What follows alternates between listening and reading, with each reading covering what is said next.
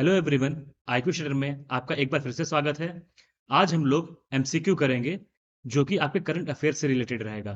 इसमें आप लोग कई सारी चीज़ें ऐसे जानेंगे जो आपके आने वाले एग्जाम्स में बहुत ही इंपॉर्टेंट हैं। तो चलिए शुरू करते हैं। आपका सबसे पहला क्वेश्चन है, किस देश ने हाल ही में इतिहास में पहली बार किसी ट्रांसजेंडर व्यक्ति को फांसी दी है? Which country has recently executed a transgender person for the first time in the history? तो इसमें आपके जो ऑप्शन है उसके बारे में बात करें तो आपका यूएई है पहला ऑप्शन, उसके बाद दूसरा है यूएसए, तीसरा है सऊदी अरब, चौथा है अफगानिस्तान। तो आपको कुछ टाइम दिया जा रहा है, इसमें से आप जल्दी से बताएं कि इसमें कौन सा सही आंसर होगा।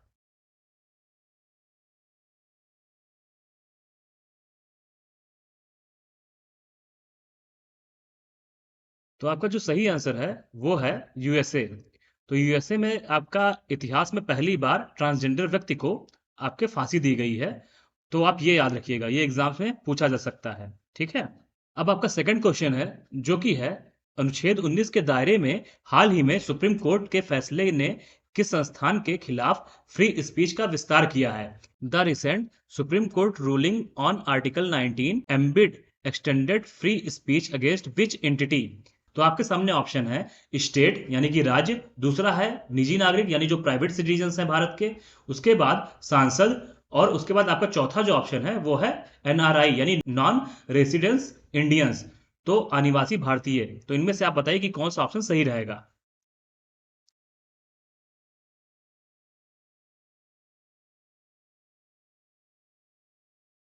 तो इसमें से जो आपका सही आंसर है वो है एनआरआई। तो जो आपके अनिवासी भारतीय हैं उनके लिए जो फ्री स्पीच है आर्टिकल 19 में, उसका जो दायरा है उसको बढ़ा दिया गया है। तो आप इसको याद रखिएगा। जो आपका नेक्स्ट क्वेश्चन है ये है, future of work industry 4.0 innovation and 21st century skills is one of the theme of which summit? कौन सा ऐसा समिट है जिसके लिए जो थीम है भविष्य का कार्य, उद्योग 4.0, नवाचार और 21वीं सदी का कौशल? तो आपके सामने ऑप्शन है Y20, दूसरा जो ऑप्शन है वो है आशियान, तीसरा है शार्क और चौथा है G7। तो इनमें से ये किसका थीम है आपको ये बताना है। तो आपका जो राइट आंसर है वो है Y20। ठीक है, इसके बारे में थोड़ा डिटेल में जान लेते हैं। जो केंद्रीय युवा मामले और खेल मंत्री हैं अनुराग ठाकुर, उन्होंने Y20 समिट इंडिया के कर्टेन रेजर इवेंट में Y20 समिट लोगो और वेबसाइट की थीम लॉन्च की, और उसकी जो थीम है वो है future for work industry 4.0 innovation and 21st century skills. तो इसमें जलवायु परिवर्तन और आपदा जोखिम में कमी लाना इसका उद्देश्य है, स्थिरता को जीवन का एक तरीका बनाना, शांति निर्माण और सुलह, युद्ध रहित युग की शुरुआत, साझा भविष्य, लोकतंत्र और शासन में युवा और स्वास्थ्य, भलाई और खेल, युवाओं के लिए एजेंडा। तो ये सारे चीजें हैं जिसके द्वारा जो हमारे आसपास का जो जलवायु परिवर्तन है उसको कम करना और जो आपदा है उनके जोखिमों को कम करना इसका उद्देश्य है। और बाकी सारी चीजें जो बताई जा रही हैं इसमें, जो हम लोग का भविष्य फ्यूचर है उसके लिए ओरिएंटेशन, जैसे कि आपको जो डेमोक्रेसी है उसको भी अच्छा रखना, और जो हमारे युवा हैं उनके लिए स्वास्थ्य के लिए और उनके भलाई के लिए, उनके खेलों के लिए उनको बढ़ावा देना, ये सारी चीजें उसमें शामिल हैं। अब जो आपका नेक्स्ट क्वेश्चन है उसमें पूछा जा रहा है कि किस भारतीय राज्य ने 100 दिवसीय ग्लोबल सिटी अभियान शुरू किया है? तो इसमें जो आपका ऑप्शन है वो है गुजरात, दूसरा है वेस्ट बंगाल, तीसरा है असम, चौथा है उत्तर प्रदेश। तो इसमें आपको बताना है which Indian state has launched a 100 day global city campaign?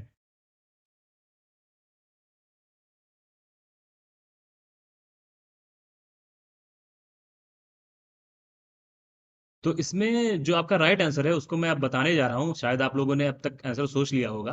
तो आपका राइट आंसर है उत्तर प्रदेश। तो उत्तर प्रदेश ने 100 दिवसीय ग्लोबल सिटी अभियान लॉन्च किया है, तो आप इसको ध्यान रखिएगा। आपसे ये क्वेश्चन रिसेंटली पूछा जा सकता है किसी भी आने वाले एग्जाम्स में। और इस अभियान के उद्देश्य की बात करें तो इसमें शहरी सुविधाएं, वायु गुणवत्ता में सुधार यानी कि जो भी एयर क्वालिटी है उसको इंप्रूव करना, बेहतर सफाई है और कचरे के लिए जो निपटान है, उचित निपटान है, उसको व्यवस्थित करना, और इन सब चीजों पे ध्यान केंद्रित किया जाएगा। तो आप इसको याद रखिएगा। अब चलिए नेक्स्ट क्वेश्चन पे चलते हैं। Which organization publishes the food price index?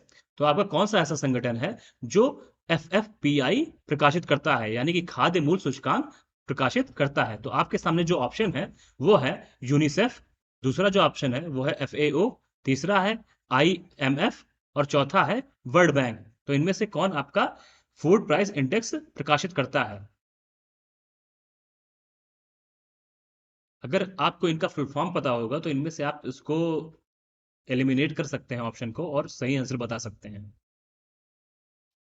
तो आपके सामने जो राइट आंसर है वो है FAO। तो FAO ही है जो इस फूड प्राइस इंडेक्स को प्रकाशित करता है, इसको पब्लिश करता है।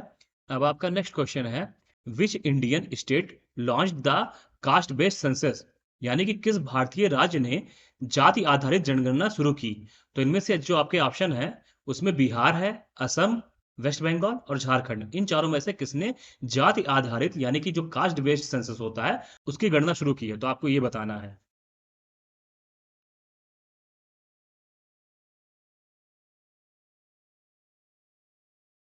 आपने हाफ गर्लफ्रेंड एक नॉवेल पढ़ी होगी चेतन भगत की, या फिर वैसे ही सुना होगा, या फिर मूवी देखी होगी। अगर इसमें से कुछ भी नहीं देखा है तो सुना तो होगा ही कि हाँ कि वो लड़का कहाँ का रहता है।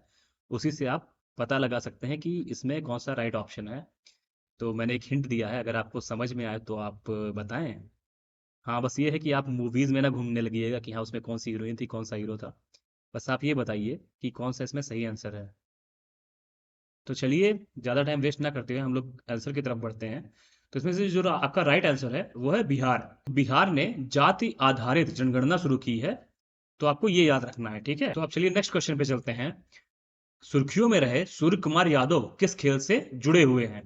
तो आपको ये बताना है कि सूर्य कुमार यादव किस स्पोर्ट से एसोसिएटेड हैं, आपको ये बताना है। आपके ऑप्शन है चेस, क्रिकेट, बैडमिंटन और टेनिस।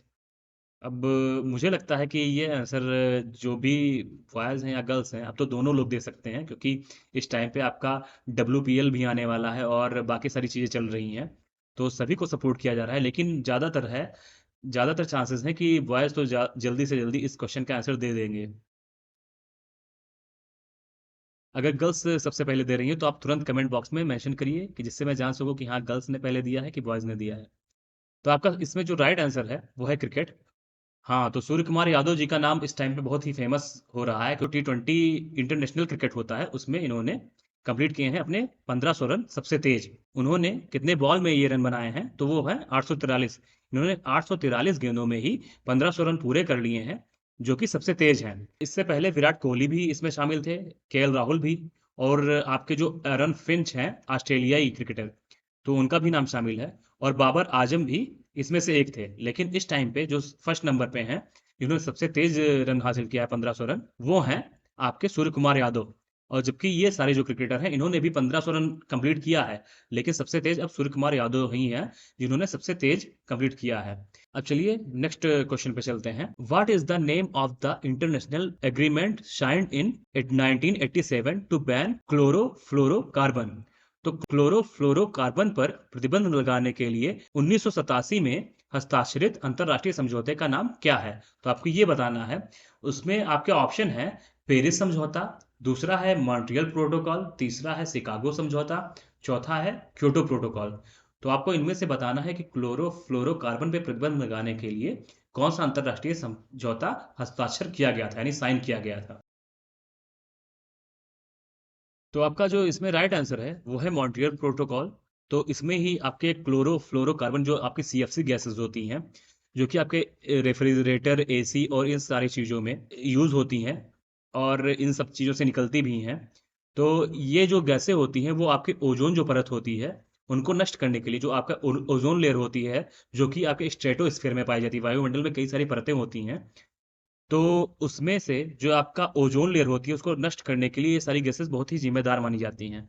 जो भी आपके सन से अल्ट्रावायलेट रेज आते हैं, यानी पराबैंगनी किरणें आती हैं, उनसे ये बचाने का कार्य करते हैं, जिससे कि हम लोगों को चर्म रोग या फिर जो कैंसर होते हैं, स्किन कैंसर होता है, वो डिजीज नहीं होने पाती है। अगर हम लोग ऐसे ही कंटिन्यू तरीके से अगर क्लोरोफ्लोरोकार्बन को ऐसे निष्कासित करते रहेंगे, यानी कि इसको प्रोड्यूस करते रहेंगे, तो आपके ओजोन लेयर का क्षरण होगा, यानी कि वो कम होगी, ओजोन लेयर जो है उसकी मोटाई कम होगी या फिर वो नष्ट हो जाएगी, जिससे कि हम लोग को बहुत सारी प्रॉब्लम देखने को मिलेगी।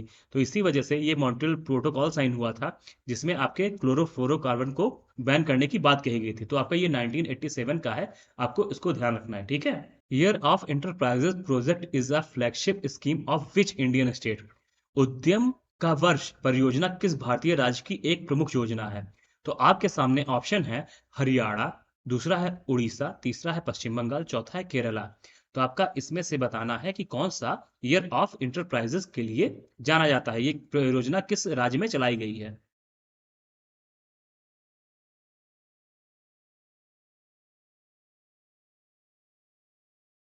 तो जो आपका इसमें राइट आंसर है वो है केरला।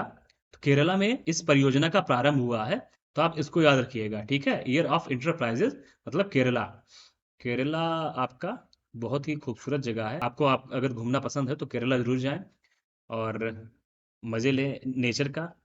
आपका नेक्स्ट क्वेश्चन है, हालिया रिपोर्ट के अनुसार किस भारतीय शहर ने 2022 में स्टार्टअप फंडिंग में शीर्ष स्थान हासिल किया? तो आपके सामने ऑप्शन है चेन्नई, दूसरा है बेंगलोर, तीसरा है हैदराबाद, चौथा है मुंबई। तो इसमें जो आपका बेंगलुरु है वो आपका राइट आंसर है। तो इसी शहर ने भारत के बेंगलोर ने 2022 में स्टार्टअप के लिए जो फंडिंग होती है उसमें शीर्ष स्थान हासिल किया है, यानी इसने टॉप किया है। तो आप इसको ध्यान रखिएगा। तो कुल मिलाकर जितने भी क्वेश्चंस आए हैं उसमें आप अपना इवेल्युएशन करिए और देखिए कि आपको इतने सारे क्वेश्चंस में से आपके कितने सही हैं। जितने भी आप सही हो आप कमेंट बॉक्स में मेंशन करें और अगली बार जब आपके एमसीक्यू आए तो उसमें और अच्छा करने की कोशिश करें। अगर मान लीजिए अभी आपके नंबर कम है तो ये समझिएगा कि आपको कुछ नया सीखने को मिला है और आगे आने वाले टाइम पे आपको एक नॉलेज और एडिशनल ऐड हो गई है आपके माइंड में। तो आपके लिए अच्छा ही है कि आप सीखते रहें और आगे बढ़ते रहें। तो चलिए नेक्स्ट वीडियो में मिलते हैं, आपको ऐसे ही मज़ेदार क्वेश्चन के साथ मिलेंगे और अच्छे नॉलेज के साथ मिलेंगे। तो तब तक के लिए अपना ख्याल रखिए और हमेशा स्वस्थ रहिए, हेल्दी रहिए और सभी के साथ खुश रहिए।